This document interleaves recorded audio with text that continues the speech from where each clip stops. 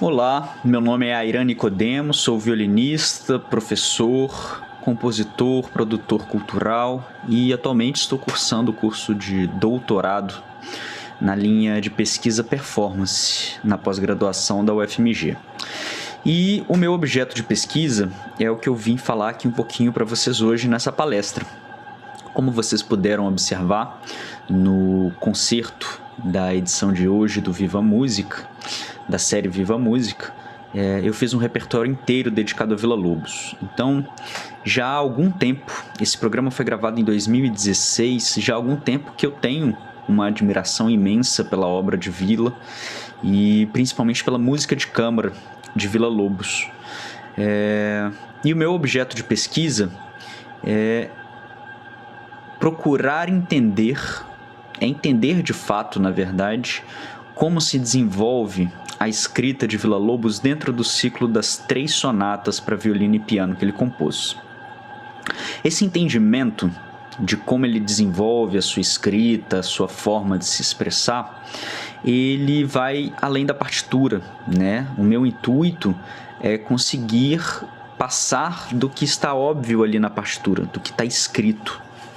Então, eu tenho um interesse muito grande em pesquisar o entorno, o que foi que estava acontecendo ao redor de Villa-Lobos naquele momento que ele compôs cada uma das sonatas. Quais são as principais influências, o que fez parte da formação de Villa-Lobos enquanto músico, enquanto compositor, enquanto ser humano, até a composição da primeira sonata, em 1912. Quais são as transformações que ocorreram, né, na vida do compositor, quais as novas informações chegaram até ele, até a composição da segunda sonata, 1914. E como ele chega em 1919, no momento que ele compõe a terceira sonata, já apontando para talvez uma nova forma de se expressar através da sua música, que aponta muito mais para o que vem a ser a música de Villa-Lobos na década de 20. Bom, então primeiramente a minha ideia é essa, repassando, fazer uma análise, uma investigação do ciclo das sonatas de violino de Villa-Lobos para violino e piano, entendendo como se desenvolve a escrita musical de Villa-Lobos, da primeira para a segunda, da segunda para a terceira, e como esse arco de composição, como esse arco de linguagem musical se dá, quais os elementos vão se somando, quais os elementos vão ficando para trás. É muito importante entender que Villa-Lobos é sim um dos nossos principais compositores, mas entender que aquele Villa-Lobos que nós temos na nossa mente hoje, que nós compreendemos, é um Villa-Lobos que foi se construindo e desconstruindo ao longo das décadas, né? Então, é importante a gente ter a dimensão de ser humano desse músico, que em muitos aspectos, por vários interesses, é mitificado. É mitificado tanto a partir de histórias fantásticas que tiveram um propósito no processo dele, e ele certamente estava consciente desses propósitos e utilizou isso de forma a promover a música dele, não só no Brasil, mas também e principalmente fora, no período que essas histórias vêm a aparecer. Não sei se vamos poder falar, se vamos ter tempo de falar disso aqui, mas o Villa-Lobos é, portanto, uma figura de importância enorme para a história da música brasileira e certamente também para a história da música no mundo, porque ele era um compositor que, ao mesmo tempo que ele não se prendia a nenhuma caixinha de gênero ou conceitual, ele era um compositor que queria expandir de fato o seu fazer musical para além de limites óbvios.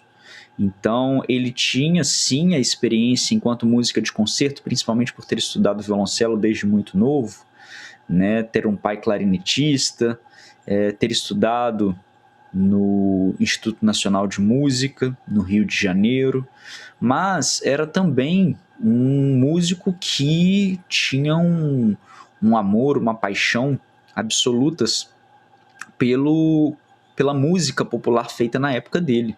Então, falando da música urbana, principalmente, os choros, as serestas, são algo muito, muito presente realmente na obra de Villa-Lobos. Não que ele escrevesse um choro como o choro era tocado, por exemplo, por Pixinguinha, os Oito Batutas, Chiquinha, Gonzaga e outros, mas porque aquilo influenciava a forma dele se expressar na música, mas dentro da linguagem dele. Então, eram influências musicais. Esse termo influência nem é muito bom, mas por enquanto vamos utilizá-lo. As influências musicais, elas atravessavam Villa-Lobos e aquilo se transformava. Então, Villa-Lobos é um compositor muito importante para a cultura brasileira, porque ele não aceita que aquela música venha transbordar na obra que ele compõe de forma estereotipada, né? Quase como se fosse uma caricatura, que muitas vezes acontece. E em Villa-Lobos não é dessa forma. Em Villa-Lobos, ele deixa essa música entrar pelos poros, ele reelabora isso e aquilo sai de forma autêntica, não tentando fazer reminiscências, fazer lembranças da música brasileira, da música popular ou de outras expressões musicais através da música dele. Ele queria fazer a música que brotava, que estava em ebulição ali, né? Aquilo nem era um brotamento de fato, enquanto um olho d'água, era realmente uma ebulição imensa, assim. E podemos averiguar isso pela quantidade e grandiosidade das obras de Villa. Tem uma frase que ele diz que representa isso muito bem. As partituras, os manuscritos, quando vamos analisar, eles têm uma quantidade enorme de coisas duvidosas, dúbias ou erros, rascunhos, rasuras, quer dizer, não rascunhos. E aí ele dizia, né, quando alguém perguntava para ele, por que você não faz as revisões e tal, com calma? Ele dizia que o tempo que ele levaria para fazer uma revisão seria o tempo que ele levaria para compor uma outra obra. Então, que ele deixaria a revisão para quem viesse depois. Então, ele tinha esse espírito de um fluxo contínuo e muito generoso consigo próprio de deixar a música fluir, né? Então, Villa-Lobos é, de fato, um movimento que não tem como não olharmos para ele. Isso falando, até agora, do ponto de vista musical. Mas do ponto de vista da cultura em geral e também da política institucional no Brasil, ele se dispôs a não só dialogar, mas a ser também um dos personagens principais de sua época. Um exemplo disso, talvez o primeiro, é o seu envolvimento com a Semana de Arte Moderna em São Paulo, né? Então veja, a distância que deveria ser de Rio a São Paulo, né, para fazer um movimento já conjunto naquela época, em 1922. Né, conjunto que eu digo é se envolver e fazer parte daquilo com mais de um concerto. Né? Ele participou com muitas obras durante a Semana de 22, levou músicos do Rio e apresentou as suas obras. O que, claro, né, já sabemos, não foi muito bem recebido pela sociedade super tradicional paulista que frequentava o Teatro Municipal, uma casa de óperas, né? E Villa-Lobos, ele se interessa por aquele movimento e se envolve, não só apenas com o evento em si, mas também com os participantes. Então, a partir daquele momento, né, a convite de Graça Aranha, ele trava contato com diversos intelectuais de diversas áreas da expressão artística brasileira, procurando apontar possibilidades de uma arte brasileira que não vivesse em função da cultura, principalmente europeia. Né? Então, é aquela preocupação em entender quais são os nossos alicerces culturais, como a gente pode se expressar enquanto uma identidade cultural nacional. Né? Então, esse é um pensamento que ele não vem novo em 22, ele já existia, né? Já existia essa preocupação. Mas a Semana de 22, ela vem com uma potência muito forte de talvez romper de fato com uma cultura que vinha colonizar o Brasil. Então era quase um grito de independência da cultura brasileira, né? E é claro, existem muitos desafios nesse processo. Existem desafios enormes com relação a uma questão estética, com relação a uma questão de conteúdo, o que vai ser dito. Então a reflexão ela é necessariamente exigida daqueles que fazem isso, né? Não é simplesmente jogar no papel o que se quer fazer, seja nas artes plásticas, na partitura, nas artes literárias, né? Então Villa-Lobos se une a estes artistas, a esses pensadores e se imbui desse sentido de fazer artístico. Bom, isso é um dos momentos. Então, o início da década de 20, ele apresenta um pouco desse panorama. Ao mesmo tempo, quando entramos na década de 30, estamos num panorama completamente diferente, né? Getúlio Vargas dá o golpe no Estado Novo e inicia um novo momento de realmente urbanização do Brasil, industrialização, é um novo perfil de Brasil, mais de 10 anos depois da Semana de 22. E ainda assim, Villa-Lobos se propõe, tem a coragem de se envolver com aquele novo projeto, aproveitar a força política que pode ser contestada e deve ser contestada em muitos aspectos, né? Hoje, quase 100 anos depois, a gente precisa olhar para isso de uma forma muito crítica, trazendo elementos que são positivos e negativos. Mas Villa-Lobos, como um homem de seu tempo, vivendo naquele momento seu tempo, ele precisa também compreender como ele vai somar para o desenvolvimento cultural, né? E ele faz as suas escolhas para se unir ao governo do Estado Novo e desenvolver não só um projeto de musicalização, de cultura brasileira, construção de uma cultura a partir de um ponto de vista, né? E também educação, para transformação de fato da população através de uma linguagem expressiva, que no caso de Villa-Lobos é a música. Então podemos ver que Villa-Lobos tem essa grandiosidade não apenas na sua obra, não apenas na forma estética como a obra se apresenta, as grandes sinfonias, as grandes fantasias, na verdade, orquestrais, as grandes obras orquestrais, mas também ele tinha essa grandiosidade em pensar a arte ao longo do tempo para além de si próprio. Bom, tendo isso como um panorama, é muito importante que, voltando ao tema principal, o ciclo de sonatas para violino e piano de Heitor Villa-Lobos, são 3, 1912, 1914, 1919.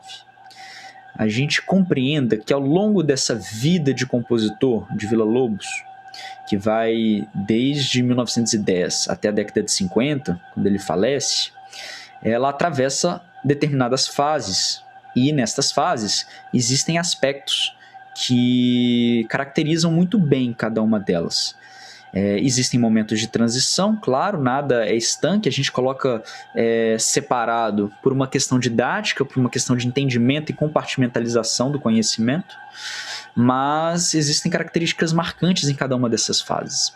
Então, uma primeira fase que é, né, muito já compreendida é a fase que é aquele jovem compositor que estudou no Instituto Nacional de Música, no Rio de Janeiro, com compositores que têm uma influência de uma música alemã, francesa e italiana. Então existem essas 3 fazeres musicais. O mais recente, que aparece com mais força no jovem Villa-Lobos, né, como algo novo que instiga a imaginação e o interesse, é a música francesa, né? Mas precisamos lembrar que a ópera italiana é muito feita no Rio de Janeiro daquela época, e a música alemã também tem uma influência muito forte, principalmente por causa da potência de Wagner no final do século XIX, e os professores de música e compositores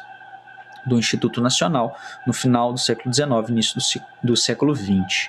Então isso tudo influencia muito Villa-Lobos, mas principalmente aquela nova música francesa, né, Debussy e outros compositores que estão ali presentes na cena carioca. É importante lembrar que, do ponto de vista arquitetônico, cultural e até mesmo da linguagem, a cultura francesa é uma cultura muito valorizada no Rio de Janeiro daquela época. A própria arquitetura da cidade, a forma de pensar a cidade, o ensino da língua francesa, né, as elites e as classes que tinham acesso a uma educação formal, a cultura francesa é uma cultura de referência. É talvez aquilo que hoje seria o inglês, né? Hoje o inglês ele é essencial, ele é obrigatório, não só no ensino, mas nas provas. Né? Alguém que vai tentar vestibular, como vocês tentaram, o inglês é algo básico. Então imagino que o francês, enquanto língua e enquanto cultura, né, ele é algo também, da mesma forma, modulado para cerca de 100 anos atrás, algo que atravessa aquela cultura do Rio de Janeiro daquela época. Assim como temos hoje o cinema norte-americano, as músicas norte-americanas, naquela época era a cultura francesa. Então as primeiras obras de Villa-Lobos, elas trazem um pouco e bastante dessa fricção. Então não vou mais usar a partir de agora a palavra influência, vou procurar utilizar a palavra fricção, porque tem mais a ver com o que eu estou pesquisando. Então essa fricção cultural, né, que acontece no Rio de Janeiro com a cultura francesa é uma fricção bem-vinda, é mais a tentativa de uma fusão. Então é algo que é super valorizado e tenta-se, na época do jovem Villa-Lobos, absorver-se aquilo enquanto cultura. É claro que isso ali na frente, enquanto antítese, gera o próprio movimento de 22, não só no Rio, mas isso no Brasil de uma forma geral. Né? Mas estamos falando do Rio de Janeiro porque é onde Villa-Lobos cresce. E as primeiras obras de Villa vêm então com esse intuito, com essa força, com essa fusão musical. E a primeira sonata de Villa-Lobos, o próprio título, Sonata Fantasia des Espérances, ele já entrega, né, de cara no título a influência francesa e tem muito da estética francesa. O meu objeto de pesquisa, então, portanto, é levantar quais seriam esses aspectos. Eu estou começando, né, estou no primeiro ano do doutorado, mas o meu intuito é levantar quais são esses aspectos que nos permitem olhar para essa obra e dizer, isso aqui possui um componente da cultura francesa. E qual é esse componente? Apontar, identificar, né, para poder então afirmar. Isso tudo que eu estou trazendo aqui com relação à análise das sonatas são as minhas ponderações e expectativas a partir de uma vivência enquanto músico que executa essa música, enquanto músico que ouve essa música, e a partir de agora, enquanto pesquisador que investiga essa música e procura entender a partir desse parâmetro social, cultural, histórico que envolve a vida de Villa. Bom, em 1912 temos então essa obra. Em 1914 surge a segunda sonata, que tem necessariamente uma preocupação muito mais brasileira, em trazer os materiais ali, de trazer uma brasilidade. Né? Villa-Lobos a essa época já foi com a companhia de ópera atravessando o Brasil inteiro de navio até chegar a Manaus. Então ele chega em 1912, passa muitos meses em Manaus no final daquele grande ciclo da borracha, né? Então era uma Manaus rica, que podia importar companhias de ópera e obras, mas a partir do momento que ele chega ali, ele tem contato com outro mundo muito diferente daquele mundo do Rio de Janeiro, que era o centro do império que tinha acabado de terminar, e o início da república que estava começando, né, com tantas preocupações de se afirmar enquanto um estado forte, com uma identidade cultural, querendo importar aquilo que considerava realmente valioso. Então ele chega em 1914, já tendo a experiência dessa viagem, né, quase transatlântica, porque ele dá a volta no litoral brasileiro até chegar a Manaus e ali permanecer durante algum tempo.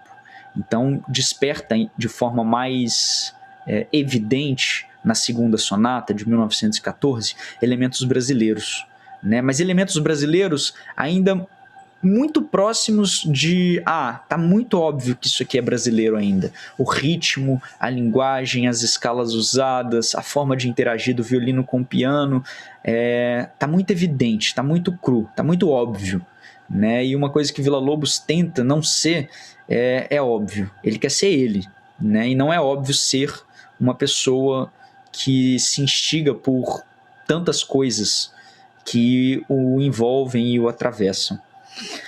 A segunda sonata, então, traz um pouco mais desse caráter. O meu objetivo com a minha pesquisa é investigar de fato quais são os elementos que compõem essa sonata, que nos permitem dizer que existe ali já elementos de uma brasilidade, de uma cultura brasileira, como objeto de foco, de preocupação de Villa-Lobos.